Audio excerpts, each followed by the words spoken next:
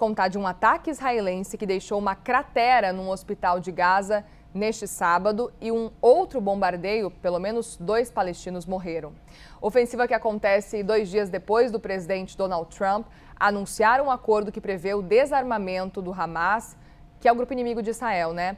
Mariana Jangiacomo volta a conversar com a gente, traz as informações, porque, Mari, em nenhum sinal, inclusive, que o conflito esteja próximo para acabar, apesar do cessar-fogo, né? Queria que você explicasse para a gente um pouco sobre essa expectativa e as discussões que seguem acontecendo ao longo aí dessas últimas semanas e, de novo, um novo ataque por parte de Israel. Conta para a gente. Muri, menos de 48 horas depois, do anúncio de Donald Trump do acordo para que o Hamas se desarme, para que Israel tire, faça a retirada das tropas, Israel fez esse ataque contra um hospital ali da região, atingindo 2 depósitos de suprimentos médicos. Então, segundo as autoridades locais, pelo menos 2 pessoas morreram nesses ataques. Ou seja, sim, os ataques continuam, eles diminuíram de frequência depois daquele acordo fechado, entre o Hamas e Israel, aquele acordo que Donald Trump ajudou a intermediar, mas eles ainda estão acontecendo. Então fica difícil, nesse cenário, a gente realmente imaginar uma evolução no sentido diplomático, no sentido de Israel realmente retirar as tropas, no sentido de o Hamas entregar as armas. Esse era um dos pontos, sempre foi um dos pontos mais difíceis nessas conversas. Donald Trump anunciou nessa semana que tinha conversado com os 2 lados e que o Hamas tinha concordado em entregar as armas, e o Hamas de fato disse que concordou, o que é algo histórico. Agora, a questão é sob quais condições. É aí que está o impasse, porque o Hamas faz uma série de exigências para entregar as armas, dentre elas a retirada das tropas de Israel. E Israel também faz exigências para retirar as tropas, dentre elas o desarmamento do Hamas. Então, há esse impasse dos 2 lados ali, muito difícil, uma questão muito difícil de ser resolvida. A gente acompanhou uma movimentação de otimismo por um lado, por causa desse acordo, e de ceticismo por outro. Otimismo, claro, de Donald Trump, que está falando sobre isso como uma grande vitória, fez uma reunião de gabinete ontem, disse que Israel ficou muito feliz com esse acordo. O próprio secretário-geral da ONU, Antônio Guterres, disse também que a notícia desse acordo foi a melhor dos últimos dias, mas o ceticismo, por outro lado, por causa dessa desconfiança mútua. O ceticismo, com a possibilidade disso, de fato, dessas falas de Donald Trump, de fato, converterem em ação, e a gente vê uma mudança, sendo que ataques continuam, e agora a gente acabou de ver um contra um hospital, destruindo esses 2 depósitos de suprimentos médicos ali da região. Lembrando que Israel afirma que atinge esses locais porque são esconderijos do Hamas, porque são alvos ligados ao Hamas, é isso que diz Israel. E na prática, então, a gente está vendo esses ataques continuando, e mesmo depois desse anúncio feito por Donald Trump. Benjamin Netanyahu, o primeiro-ministro de Israel, ficou em silêncio até agora. A gente tem algumas falas de autoridades israelenses conversando com a imprensa, mas Benjamin Netanyahu ficou em silêncio.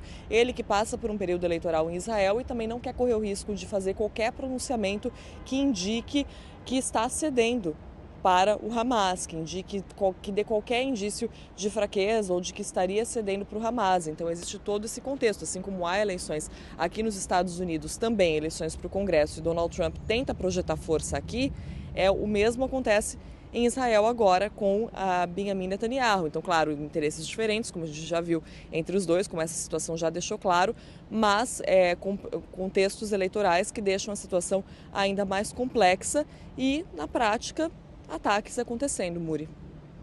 Esse ponto que você traz para a gente, Mari, que é super importante, que é o fato de que a gente tem acompanhado a guerra no Oriente Médio como um todo, especialmente entre Estados Unidos e Irã, e essa guerra ela não avança muito por causa das questões envolvendo Israel e o Hezbollah, porque esse cenário não acaba realmente, essa guerra, apesar, quando existe, por exemplo, um cessar-fogo entre Irã e Estados Unidos, não existe um cessar-fogo entre Israel e o Hezbollah, ou se existe, eles não tiram, pelo menos, os tanques, enfim, o bombardeio todo que acontece ali, eles não retiram ali do lugar, do sul do Líbano, ou ali do norte de Israel, e isso continua gerando confusão, né?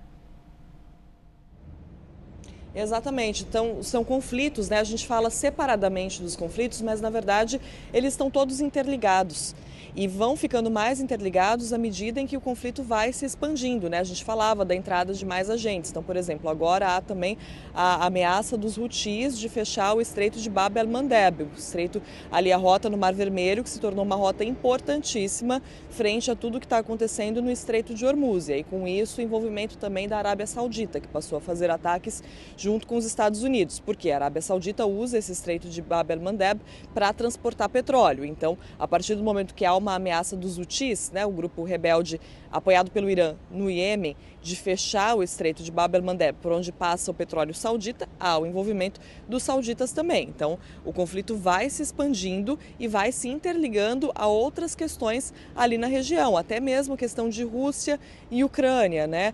O Volodymyr Zelensky, que esteve aqui em Washington nessa semana, no mesmo dia que Benjamin Netanyahu, aliás, e já falou que a Rússia está ajudando o Irã nessa guerra. Então, tenta também fazer esse movimento, né, de geopolítica para trazer os Estados Unidos para mais perto dele. Então, os conflitos todos acabam se interligando em maior ou menor grau e acabam influenciando um outro. Quando a gente fala separadamente, que é para a gente ir entendendo o que está acontecendo em cada coisa, né? Mas, na verdade, está tudo interligado e cada vez mais, porque é um conflito que a gente vê que vai crescendo, né, lá no Oriente Médio. E nessa semana a gente falava muito da questão do Irã, e aí Trump vem e faz um anúncio sobre Gaza, um assunto que ainda estava na mente, claro, dos negociadores que estavam no Egito fazendo negociações, mas que não estava muito nos holofotes aqui no radar, porque a gente estava muito focado na questão do Irã, mas isso mostra também como uma coisa ali acaba influenciando a outra, né, já que Donald Trump acabou fazendo esse anúncio sobre o acordo com o Hamas,